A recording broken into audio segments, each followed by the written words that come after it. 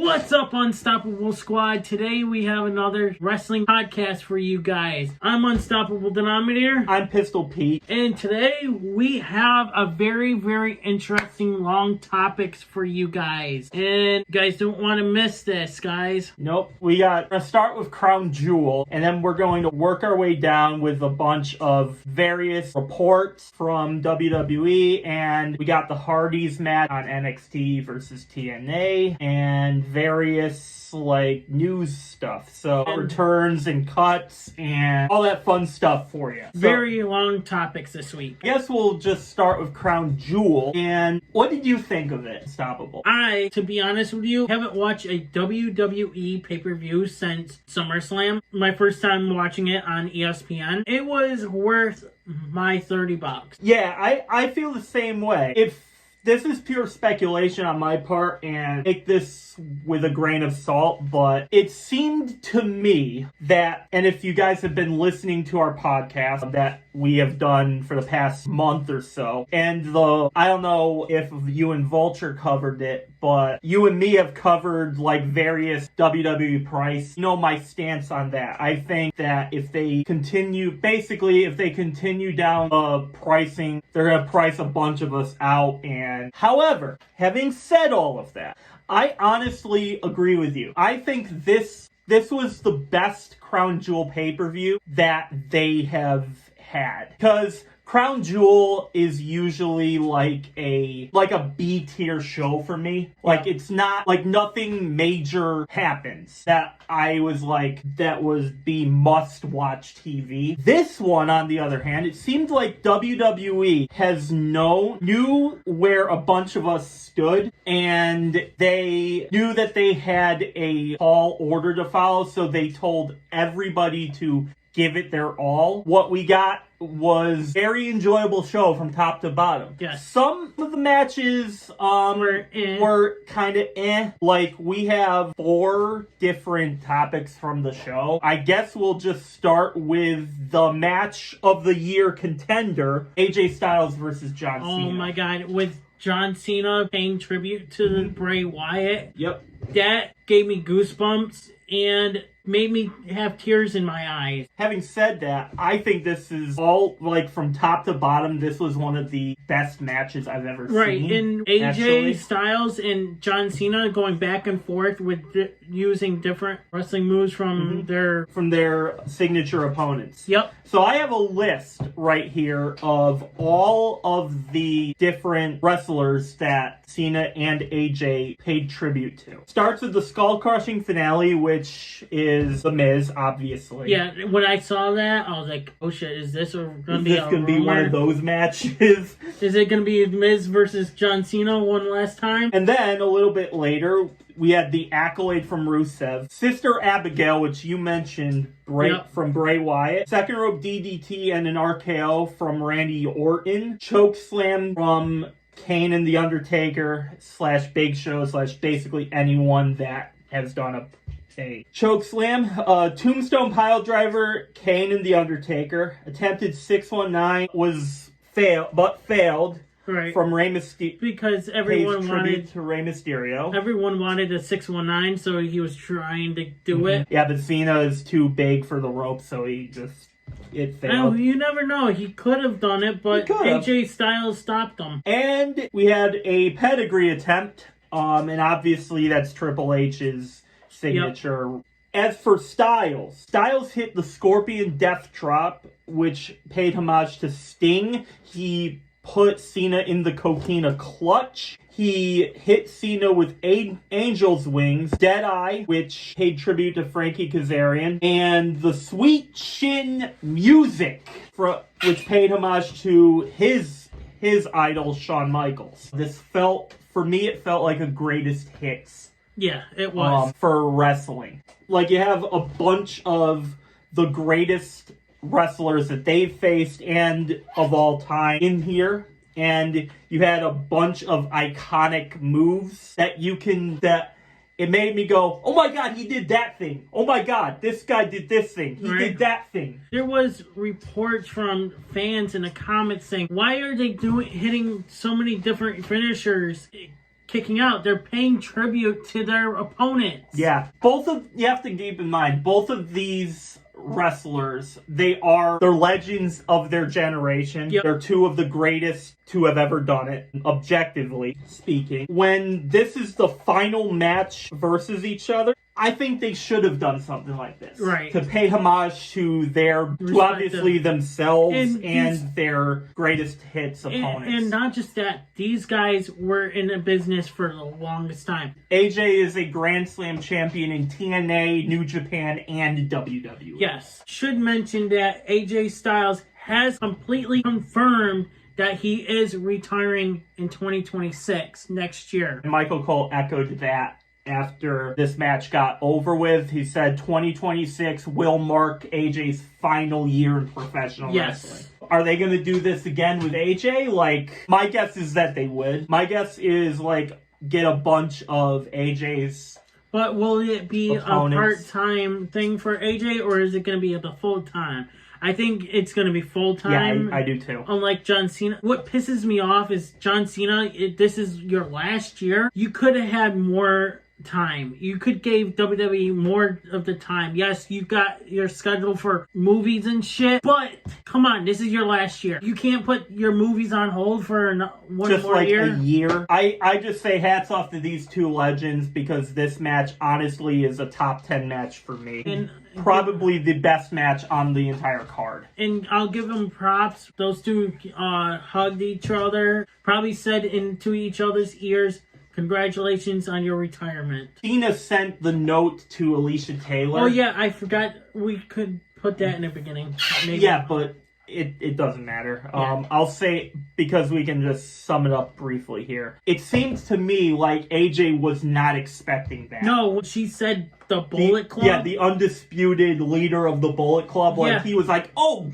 shit. I don't think he was expecting that. When I heard Bullet Club, I was like, holy shit, WWE allowing this? Like, you're actually allowing this to be mentioned? Bro, what the I think what I think WWE backstage was like, why did you put that? It's like, hey, this is their last years, and you know. And if this was going to be the final match ever against each other, Cena should have done that for AJ. You know what? I'm surprised Cena didn't grab the mic and say it himself. But yeah, I think he was not expecting that, and props to Cena for doing that for him. Moving on, Roman versus Bronson Reed, and it was a street fight. Bronson Reed actually got the pin in this match. He's the second one to pin Roman Reigns. He becomes the second one to pin Roman Reigns one-on-one, but was it really a one-on-one situation? Right, that's what I said to you. Was this really one-on-one? So we're supposed to forget all about Braun Breaker and the Usos. Right. But that's not really what we're here to discuss. The finish of this match. How Bronson Reed got the match. Jey Uso inadvertently speared Roman Reigns through a table. And on accident. On accident. I mentioned this to you in a group chat, but I'll mention it again here. Where does this lead Roman Reigns and the Usos? Is this going to lead to a full-on Usos heel turn on Roman? Is it going to be just Jey turning heel on Roman? Is it going to be Roman Reigns turning once again on them? How do you feel about this? I feel like the Usos might turn, but I think the one that's going to actually turn first is Jey. Yeah, I agree. This is going to be it's going to be very interesting, but so my thoughts on this, I think this means at the very least, it's going to lead to something for Jey Uso. Whether he turns on Roman, whether both of the Usos turn on Roman, because I thought both of them turned heel this past week. Right. Apparently, they were still face again. So I think they got to get their priorities in check when it comes to the heel and face turns. Again, they're still listed as face. Right now, I believe Jey Uso might turn on them as soon as War Games, to be honest with you. Yeah, and because Roman did say to the Usos that he doesn't want to see them until Christmas. That could mean one of two things. The first thing being that they're going to have something around then. Maybe it's like the Raw or SmackDown Christmas thing that they do. Or he meant till War Games, because that's sooner than that. It's coming up in a couple weeks. Or he doesn't want to see them at Thanksgiving dinner. Yeah, or he doesn't want to see them at Thanksgiving dinner. That would be crazy. That would be absolutely crazy. Could you imagine, like, you get the turkey finish, and you get the stuffing, you get the mashed potatoes, and then the Usos come in, and Roman Reigns like, I told you not to come over here. I told you not to be here until Christmas. That would be crazy if that happened. And then super kick Roman Reigns. Yeah, just super kick Roman, and Roman avoids it, then spears him through the buffet table. That would be crazy. Yeah, that's pretty wild, because these three have been in a faction with themselves for the longest time. Maybe they reached the point where this is kind of all they got with like they did everything that they set out to do, and maybe they just want to go their separate ways. We'll see how it goes. We got still next month. We got a month or two. We have a month till War Games, and we have 2 months till the end of the year. Who knows what's going to go on? We can talk about the Crown Jewel Championships, and we're going to start with Stephanie Vicare's win over Tiffany Stratton. So, I don't know if you've seen this, but reports are saying that Tiffany Stratton got hurt. I didn't see anything about that, but all I can say is they both gave it their all. Right. They both gave it their all, and Tiffany Stratton was previously undefeated this entire year. She went 17-0 from the moment she became champion throughout this entire year. I will say this, whether you are a Tiffany Stratton fan or not, or even a Stephanie Vicare fan or not, both of these ladies, I don't think there's a loser in this. I think both of them came out better than how they entered. And I think, and Triple H said it himself, like Tiffany, he gave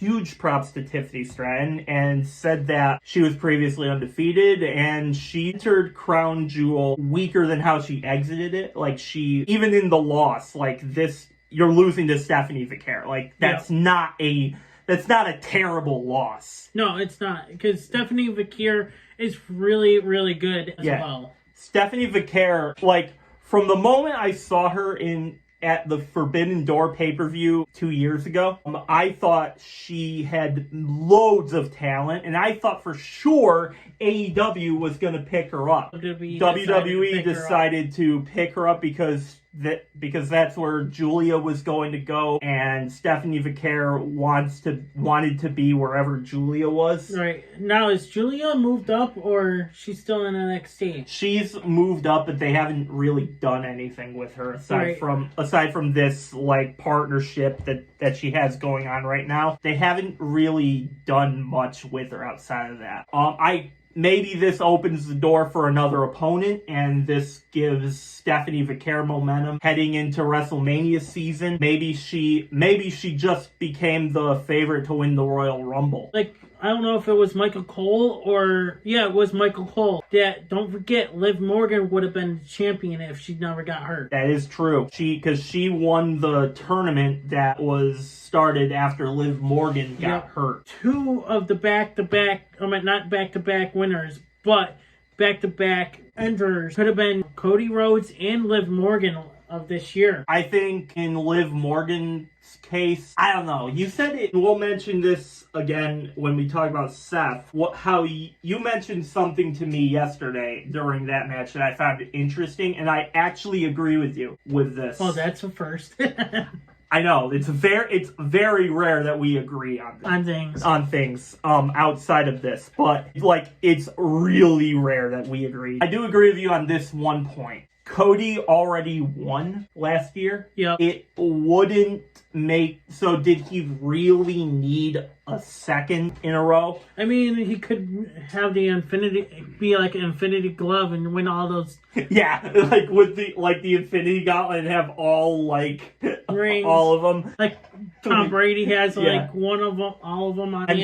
I'm sure that hurt you to say that. Yeah. That really hurt. Cheater. That really hurts him to say. Flipping this back to Liv Morgan, because again, Liv Morgan and Cody Rhodes won the Crown Jewel championships last year. They became the first ever people to win this championship, which is essentially the champion of champions style match. Essentially the fight for who's the real champion of the entire year. So if Liv Morgan was in here, I got two questions for you.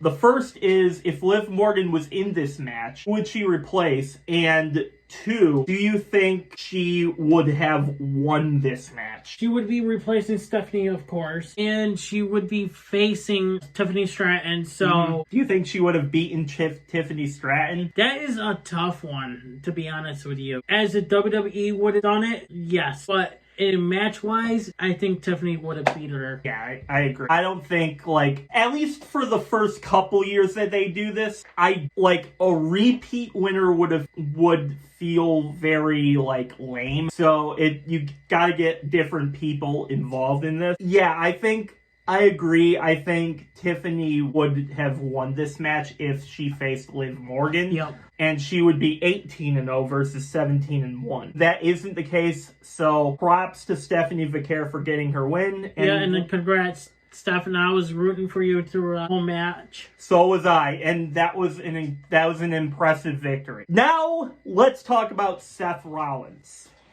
versus Cody Rhodes. Here's what I mean by us disagreeing. One I want to say is that coast to coast.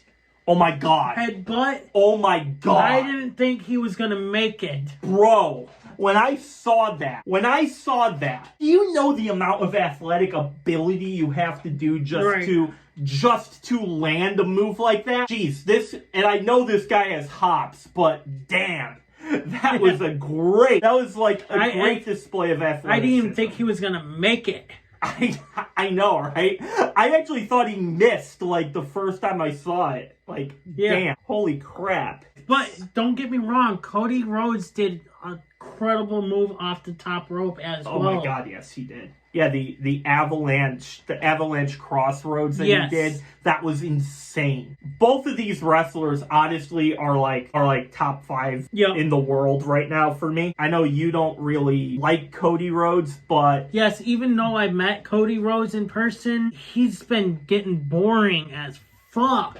lately. And a lot of you guys fans would probably agree with me on this. His championship runs, the first one's been boring. The second one, he hasn't defended that title much anyway. Yeah, I agree. First one, I don't necessarily agree with you on the first reign. I'll give you this. None of the WWE title holders haven't competed that much with the belts either. Now, with Vince said 30 days or you're with Triple H with the belt and stuff now in charge. They can hold on. It seems like they can hold on to however long they want to now. Completely wild how he's doing things. I get that he wants to get try to find someone to build these superstars up. Come on, you gotta defend the belts.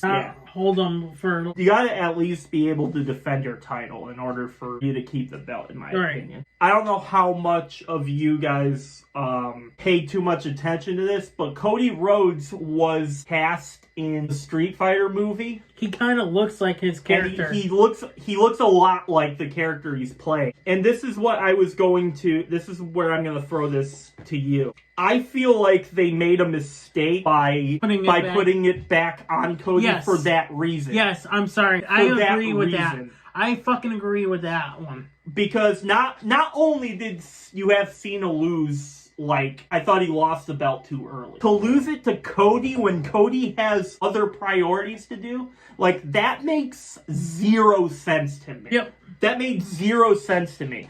I agree. I think that's why Cody's second reign has been lackluster. But again, I think the wrong person was in this match. I think it should have been Seth versus Cena. But again, I'm glad Styles and Cena had their match with each other. Seth Rollins, this is where I'm going back to Seth Rollins here. As a bunch of you guys know, I consider myself a Seth Rollins fan. However, only as a heel. I find when Seth is a face, I find it like come across as forced because I believe he's a natural heel. I think his character is better when he's the villain and stuff. But that's just me personally, and I feel the opposite way with Cody. I feel like he's a better face than he is a bad guy. Whenever he is a bad guy, it goes against him as a wrestler. Now that Seth is a heel and he's aligned with Paul Heyman, he's aligned with Braun Breaker and Bronson Reed, I feel like Seth Rollins has had one of the best years of his career, and congratulations for him to becoming Crown Jewel champion. I think he's earned it because this match could have gone either way, and I believe repeat winners when it's in the first couple years of the Crown Jewel championship, that would have felt really lame to me. So I believe they got the right person that won for variety's sake. And you guys should have seen my reaction when Seth Rollins punched Cody Rhodes in the face with his watch. Oh my god, I was like, hit him with it, hit him with it, hit him with it. And when he did it, I was like, yes! And then when he went up to hit the curb stomp off the top rope or middle rope and stuff, come on, curb stomp him, curb stomp him. Yes! Come on, cover him. When he did, I was like, 1, 2, yeah!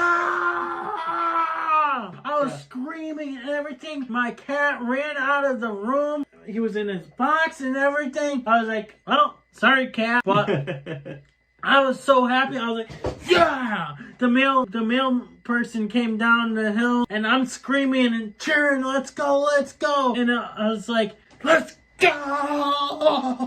So congratulations, Seth Rollins. Big fan of your work, and you've earned this one. And to be honest with you, I was rooting for Seth Rollins the whole way because I hate Cody Rhodes. I wanted Seth Rollins to win so bad. Even though, yes, I hate Seth Rollins too. You hate Cody Rhodes more than you hate Seth Rollins. Okay, that's interesting. And the only reason why I was rooting for Seth because I didn't want to see Cody Rhodes winning again. Yeah, again, repeat winners would have felt very lame. That would have felt lame. Even as a Cody fan, that would have felt really lame for me. Alright, so overall, I think Crown Jewel was a solid 9 out of 10. Me, 10 out of 10. Yeah. Solid. Well, I mean, 9.5 out of 10. Yeah, 9.5 out of 10. I think it was we're not forcing you guys to go out and buy the bundle so you can watch the pay-per-view, but definitely at least watch the highlights on YouTube of the AJ Styles and John Cena match, because honestly that match was just incredible. For me, I actually think this was the best Crown Jewel pay-per-view that they've ever done. So. I agree. Why don't I watch any more wrestling product, pay-per-views and stuff? Because I work overnights. It's hard to even be up when you're doing so much stuff. Yeah. Obviously, being in Australia, this gave you an opportunity to actually watch. Because I just got home out of work at 7 a.m. Perfect time for me to watch it. Yeah, you're home, you already did your duty, so you got home to watch the pay-per-view. For me, I had to work at 10:30, so I watched the beginning portions up until the John Cena AJ Styles match live. Then afterwards I headed to work, and then I watched from AJ Styles and John Cena. I watched that whole match and their intros again, and then I watched the rest of them. Now you can rewatch it on ESPN after. Yes. Right? Okay. Yes, you can. You don't have to watch it live. You could have even done that on Peacock too. It's weird because if you're interested in the post show, they don't have it included. You have to go into their interface to the WWE section, and that's where you can watch the post match coverage if you're interested in that. And you could also find that on their YouTube page as well. But yeah, I think it was a great show, and so go check it out if you want to. If not, then watch it on YouTube. Yep. All right. moving on. So the rest of this show is going to be the news section of this program. So News/rumors. We got one big rumor right here. So do you want to take over on this? Since you don't like this, but rumors are confirming that Gunther is now John Cena's last opponent. Yeah, so they're going to, I guess, do a tournament or something to determine who's going to be the final match, and rumors are saying Gunther is actually the one who is going to be Cena's last opponent. Yes, and a lot of people are going to be pissed when it happens. Bro, what are your thoughts? I think this has been rumored for ever since we've been starting to do this wrestling podcast and stuff. What the hell? Just make it happen already. Make it happen. Just make people pissed off. If you guys haven't been listening to our podcast, it's been rumored since we've been starting to do this fucking podcast. Obviously, rumors, you take it with a grain of salt where it's due until it's actually confirmed. So we're going to file this under rumor. However, when it actually does happen, we will confirm it here on this podcast. So my thoughts here. I think all of you know where I stand on this. Anyone who's watched the podcast long enough has known my stance where it comes to this specific topic here. I think overall WWE has handled John Cena's retirement tour okay. I think he's had a solid year. It's not how certain decisions that have happened I disagree with. So I put a poll up on our wrestling podcast post here on this channel. And I said, what's up, Unstoppable Squad? Who would you like to see John Cena's last opponent? Gunther, Edge, Cody Rhodes, or someone else? Let's see. Let's just click because I'm on my original. 60% of you said Gunther. 60% of you said Gunther. 20% of you said someone else. And there's only 4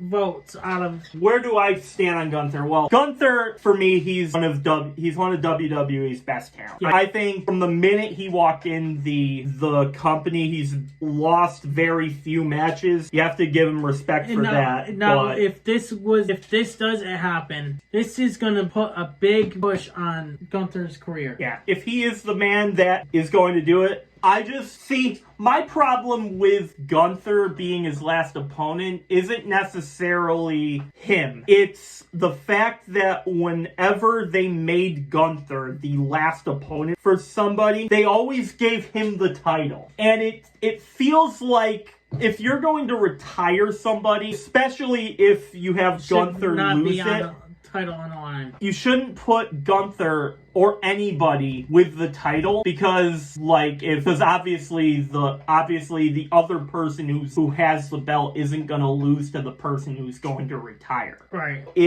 That's why I felt that Goldberg got kind of screwed by that. Yeah. So my hope is if Gunther is the last opponent, and these reports are saying he is, but we're still going to file it under rumor because no sources have officially confirmed this. But if he is the last opponent, well, I mean, I guess good for him. But it's not necessarily him. The fact that I don't want him to have a title when he's facing John Cena, because it just would feel very stupid. And I was hoping to see, Dominic versus John Cena with the title on the line, and Cena wins that last belt. Mm-hmm. He would be Grand Slam champion, and then he can face Gunther and have Gunther beat him for the title. But that's not going to happen with 4 dates left now. Yeah, 4 dates left. That's all you have. Going to probably make appearance on Raw, and then he's going to make another appearance for Raw for Survivor Series. Mm-hmm. And then Survivor Series, I guess he is booked for Survivor Series. Rumors are saying that he's going to be in the War Games match. Interesting. Brock Lesnar is also rumored to be in the War Games as well. I thought wasn't there a report that said Brock Lesnar isn't going to appear till Royal Rumble then? I don't know. I thought I saw that. I have no idea. So, if that's true, then I guess there's stuff to keep your eye on. All right, moving on to Rey Mysterio. Rey Mysterio says that his daughter Aaliyah has always had the curiosity of stepping into the ring via Club 520. So, could we see the whole family of the Mysterios as a faction list? Rey teams up with Dom and... So, I'm going to assume it would be Rey, Dom, and Aaliyah, right? Yep. I don't know, maybe. I mean, I will say this, it makes sense that Aaliyah always had the curiosity, because I would assume that if your dad was a famous wrestler to the level of Rey Mysterio, obviously. And now your brother. And your brother is also making a name for himself. By the way, I don't think we've discussed Dom, but I think Dom has infinitely, overachieved as a singles competitor. Killing it out there. Shoutouts to him. He's been killing it in everything he's done. But yeah, I think Aaliyah, it makes sense to me that Aaliyah would have the curiosity, because that would be my curiosity too. Right. Whether it happens or not, we gotta see. I think it would be an interesting story, maybe for the last, and we're on the topics of retirement tours, so maybe when Rey finally retires. I think 2027. Maybe. Right. You have Cena, then AJ, then Randy. You just go down the list. Randy Orton. And then Randy, then... And then whoever else. Yeah, so maybe when Rey Mysterio finally hangs it up, maybe we'll see Aaliyah and Dom in the ring with him. That would be pretty cool to see. Alright, so moving on. And this isn't rumors. This is official news here. I'm sure by now that WWE has released a bunch of names from their company. WWE released a bunch of names from the company. Most of these are mainly from WWE ID, LFG, and Evolve brands, as confirmed by Sean Ross Sapp from Fightful Select and Corey Hayes from Body Slam. So the names are Wes Lee, Stevie Turner, Lance Anoa'i, cousin of Roman Reigns, Finn Tala, Draco Knox, Hayes Jameson, Summer Sorrell, Braden Ray, Jamar Hampton, Kylie Ray, who was reportedly to be pregnant at the time that she got released. Which is bullshit. Which I mean, that seems a little low. WWE would do that. Like, you got Naomi pregnant. Why didn't you release her? Yeah, it's like this stuff happens. It's not. It's not really. I mean, it is in their control, but you can't really, once you're pregnant, you're pregnant. It's not gonna But why release? Why would you cut somebody that another star be pregnant on your roster? That doesn't make sense to me. Now she's pregnant, not making money. I know, right? It's like she could use that income to support the kid, but I mean, not dramatic, but the cut is going to impact the well-being of Kylie Ray. Yep. And their kid. Hey, will this be a backlash to WWE for this? I can't imagine them not being, because that's kind of low to release a pregnant superstar. Especially to the level of talent that she has. I haven't watched much of Kylie Ray in WWE, but I have when she was in other companies. She's a really talented wrestler. Zeta Steel and Zara Zackler. Those are the names. Obviously, a bunch of... I mean, aside from Wes Lee and Kylie Ray and maybe Lance Anoa'i, I don't really recognize a whole lot of these. Yeah, same. One thing is, on Wes Lee, disagree on that, because they could have moved them up to the main roster. Because now that Sami Zayn is doing a U.S. title open thing, right? Yeah. Wes Lee could have moved up and done that. I agree. I think Wes Lee is extremely talented.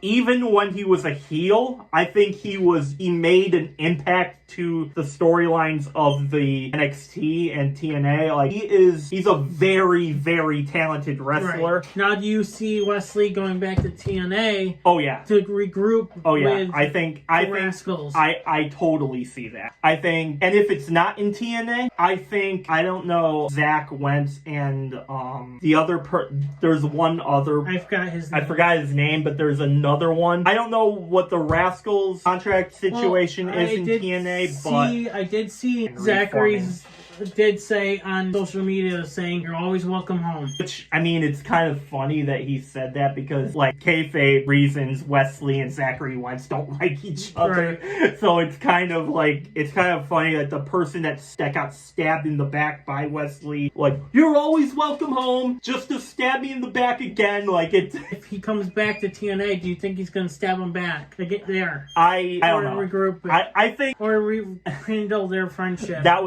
would be funny, right? Yeah, for me, I think Wesley should reform the Rascals. Obviously, like, they're one of the best tag teams of the past 10 years, and I definitely see Wesley going back to TNA. Speaking of tag teams, and we got the Hardy Boys. Let's talk about the Hardys for a minute, Unstoppable, because they made history in WWE and TNA. Of course, we covered on the show last week that NXT versus TNA was going to be a big event. Yep, which I mean, it did not disappoint. There was a lot of great matches on. I think the one that deserves a place here, the Hardy Boys won for the first time the NXT Tag Team Championship. Yes. And obviously, the Hardy Boys are one of the greatest of all time. In a lot of people's eyes, they are the greatest. And they also not just won the NXT titles. They won both the NXT and TNA World Championships. They won another tag team titles as well. In this run, they won the tag team titles Now, do you twice. think the Hardys are on their verge of retiring as well soon? I mean, I think they have one more run in WWE. For them, maybe this is the run. Maybe them winning the NXT titles is the first steps in getting the Hardy Boys back in WWE. But I think they have one more run. Maybe they win maybe they win the World Tag Team Championships again. For them to win the NXT titles, that is massive for the tag team division in NXT. There are a lot of good tag teams that they will face. They beat the Dark State here, which slowly became one of the best factions in WWE over the past year or so. But yeah, I think props to Jeff and Matt for them winning the titles again. What do you think? I think I'm glad that they won it. This is like history that TNA and NXT are working together and that they're... World Tag Team Championships? No. When you know how they win all the gold after winning... I got the damn name. I don't know. But congrats to Hardys and stuff. I have brain fire. I can't think of it now. He had an idea, but it just fizzled out of his head. It just... Maybe your mask is holding the... Yeah, I know. Should I take it off? Yeah, pretty much fans are like, yes, take it off. Take it off. You'll need the mask on. Show your face. I definitely agree. The Hardys, this is huge for the NXT. Grand Slam. There we go. Grand Slam. There we go. Unstoppable. Shit. Bleep that out, like when in editing. Bleep. Moving on to Xavier Woods, he signed a new multi-year deal with WWE. It was noted that both sides finalized the agreement at the very last minute near the end of September, and Fightful reported. So, what do you think? Well, congrats on Xavier Woods. So, on re-signing with him, I think he deserves it. He and Kofi Kingston have done a lot for them, and they're just getting back in the relevancy of the tag division. So you obviously don't want to let either of them go, and I think it's a good thing that they agreed. Yep. Now, do you think the New Day gets another run at the titles, or maybe like singles titles for Woods? I don't know. We'll have to see and find out what will happen now. The first thing is, I don't know if the New Day get a tag team opportunity. They obviously have won the tag team titles a bunch of times. Right. And Kofi Kingston specifically has 30 billion titles. He has like 30 billion titles to his name. So the one member that really hasn't done anything is Xavier Woods. And maybe Xavier Woods wins like the Intercontinental Championship or something. Got Asuka and Kairi Sane. Asuka is now mentally and physically controlling Kairi Sane as her mentor. Kairi will come out of this story as a huge babyface when she finally turns on Asuka. I can see it because look at what happened at Crown Jewel. Kairi Sane actually saved Asuka, but yet got the pinfall for it. Yeah. So you think this will be a backlash Monday Night Raw? Maybe. As you guys are listening to this last night. See, I'm glad you brought this up because it gives me an opportunity to tell you guys what I think of this whole storyline. So, going back to the moment a couple of weeks back where Asuka and Kairi Sane turned on Io Sky. At the beginning, it felt like Asuka was definitely a heel for me. Yep. And I think she is definitely heel. Kairi Sane is interesting though. For me, Kairi Sane seems like she's stuck between both wanting to be with Io and Rhea Ripley and wanting to be with Io and Asuka. And now it feels like, removing Rhea from the equation, it feels like to me that mindset has kind of turned into eventually we will see Kairi Sane turn on Asuka because I think Asuka is going to get jealous of Kairi Sane, and if she isn't already, we don't know, maybe on Monday Night Raw we'll see it. You can tell that Kairi Sane didn't want to be with Asuka. She's got to listen to her. It's like, well, I don't want to listen to you, forcing me to listen to you. Right. It feels like Kairi Sane is stuck, and I think if I had to bet, I wouldn't put money on this, but I'd feel that Kairi would be the one to turn on Asuka. Right. And I think her and Io's rage is only focused on Asuka. It doesn't really seem like Io is... She obviously is in the story that kayfabe reason she is pissed at both of them, but it feels more mad at Asuka because Asuka and Io Sky go back like a decade in the business. Yeah. So, and I think this has weight. I think Kairi will become a huge babyface. Whether her and Io get back together, that is up for debate. Yeah. I think personally it would take some time for Io to sort everything out in her head, but I think we could see Kairi turning on Asuka sooner rather than later. Yeah, definitely. A news story. Santos Escobar re-signed with WWE after his contract expired the other day. Apparently, that didn't last very long because he is now back in WWE. Now, rumors are saying that Triple H goes, oh, we'll give you a title shot and give you more money. Okay, we'll have to see. I read that this was like more money, like what? Not like a few $100s or something, and, like way more than anybody else was willing to offer Santos. And not just that, it's keeping him away from AEW. Could have been Santos Escobar joining Andrade over on AEW, joining the Don Callis family. Yeah, oh my god, and that would be a 15th member of that. And you know what? That would have been interesting.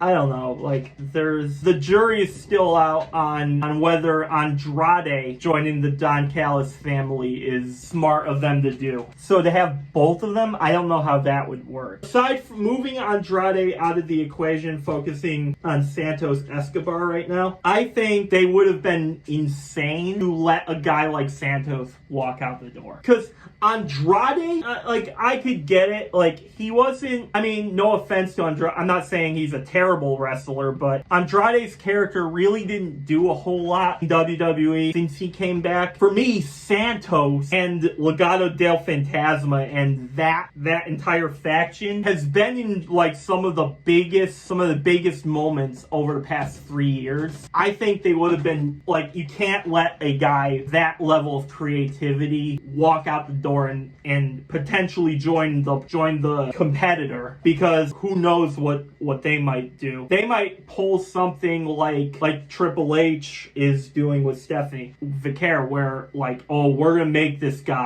Stephanie Vicaire a huge name in our company. We're gonna make you regret the day that you did not sign Stephanie Vicaire. I can see a world where if he did go to AEW, that Tony Khan would do something very similar with Santos. Maybe he does I would like to see him get a championship reign right now, because I think the guy deserves it. He's been incredible ever since he came in. I think this guy has been one of the best they've had, and yeah, we got to see where it goes, but definitely they made the right move bringing him back. I agree with that. What do you guys have to say about Santos Escobar and every other one of our topics that we had? Bunch of other, like, there's a lot of news, like, throwing everywhere, but what do you guys think about Santos? Let us know in the comments. Let us know in the comments. Moving on to Matt Riddle. He says he'll gladly accept a WWE Hall of Fame induction. I'm laughing at that. I'm sorry, Matt Riddle, you're not going to get a Hall of Fame. Wow. So you say no to... No, because he Riddle. hasn't done shit for the company. What about RK Bro? That doesn't mean shit. He was an NXT champion. Doesn't mean shit. It doesn't mean anything.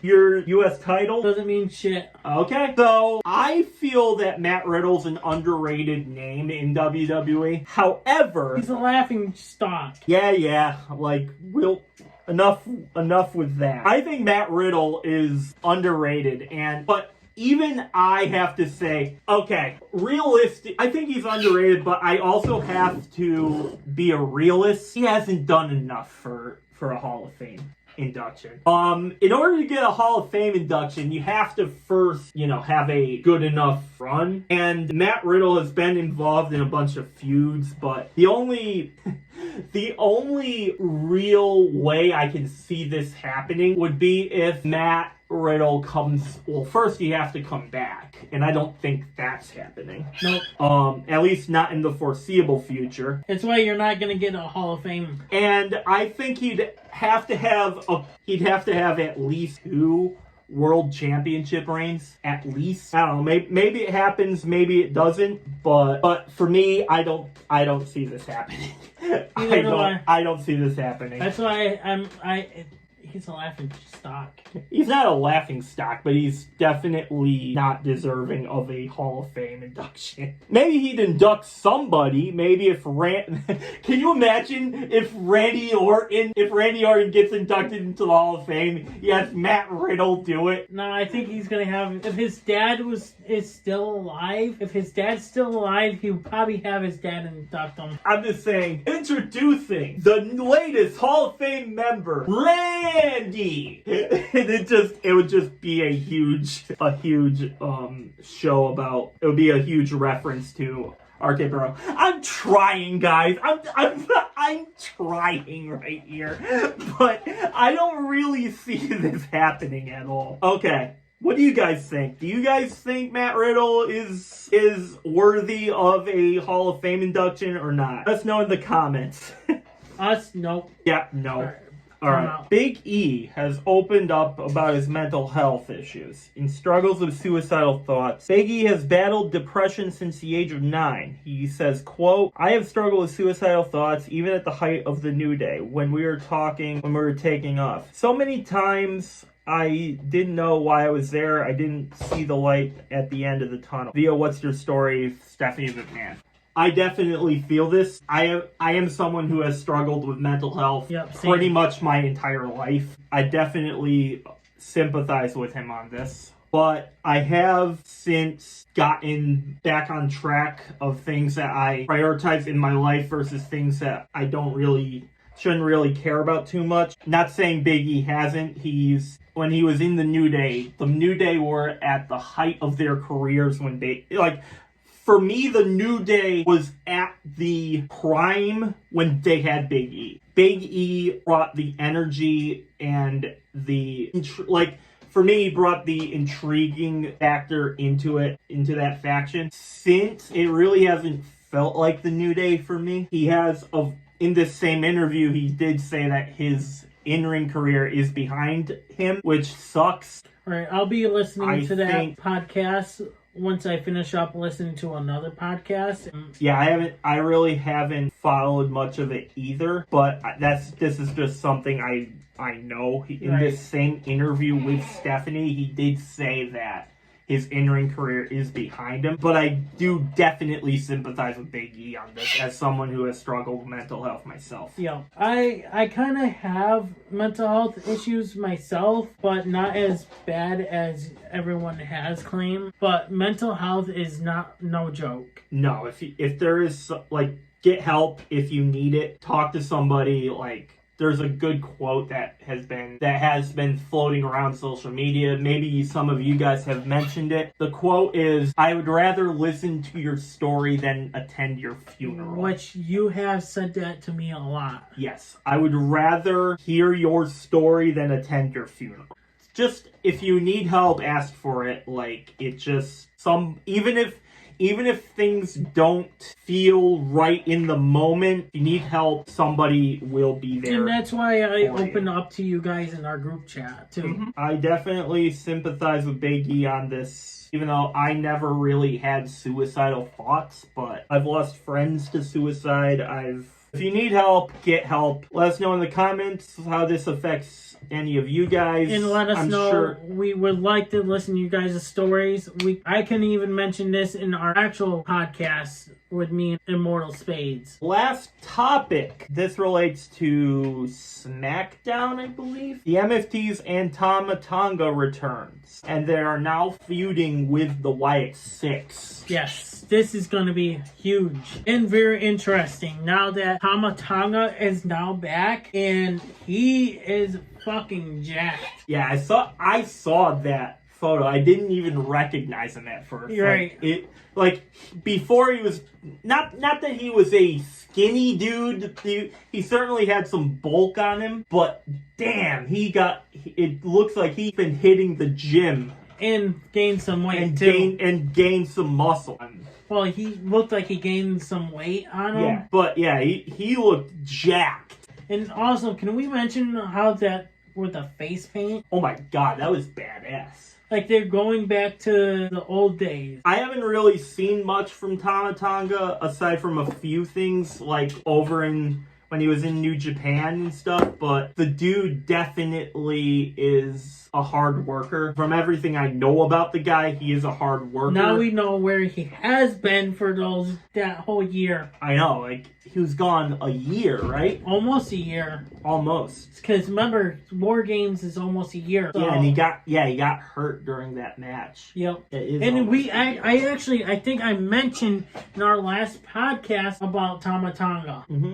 We haven't seen him. Oh yeah, that's right. You just mentioned this last week. Yeah, that's right. I do remember that. And now, here we go. I guess we spoke it into the universe. Yeah, Tanga definitely. Well, he's gonna add so much to the MFT and Solo's group. Now, how do you feel about Solo in his group right now? Me personally, well, I gotta keep in mind that I'm gonna try and be as objective as I can with this because obviously Solo and they're all heels, so yeah. You're supposed to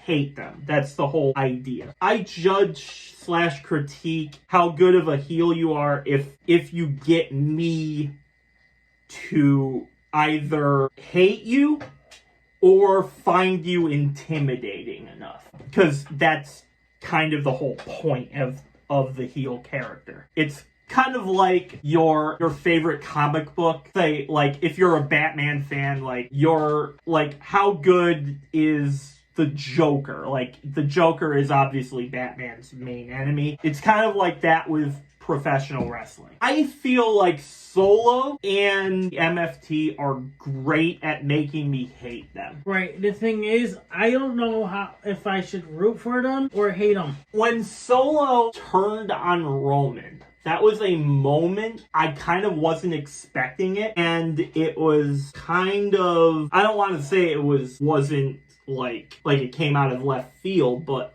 I didn't think it would happen that quickly. But ever since that, Solo and the whole group have basically been the main villain on SmackDown for the past like 2 years. I definitely think they are good, and adding Tanga back only boosts how good of a faction this is. Anything you would like to add? Not that I know of right on top of my head. Well, check social media. I'm going to go on Google, seeing if there have been any. Yeah, I don't see anything here. Yeah, I don't see anything. I don't see much else. I think we can wrap this up here. Thank you guys for tuning in, and this video will go up in a couple days. As of this recording, yes. Yes, so as of this recording, it'll go up in like a This few will days. be on Tuesday for you guys. Thank you guys for watching and listening to anywhere you guys are listening from. Any platforms. Give us a big review of how we're doing on this podcast. We would love your reviews and your thoughts and comments of the whole podcast that we've talked about here. Thank you guys for tuning in, and we'll see you next time. Like, share, comment, and subscribe, because all 4 things are free, and free. I'm Unstoppable. I'm Pete, and we will see you on the next time. And we are out. Peace. Hey everybody, it's your boy Skiz here. And if you don't subscribe to Blonde and the Unstoppable Denominator, then you are a toothy bumfuck, pussy ass bitch motherfucker.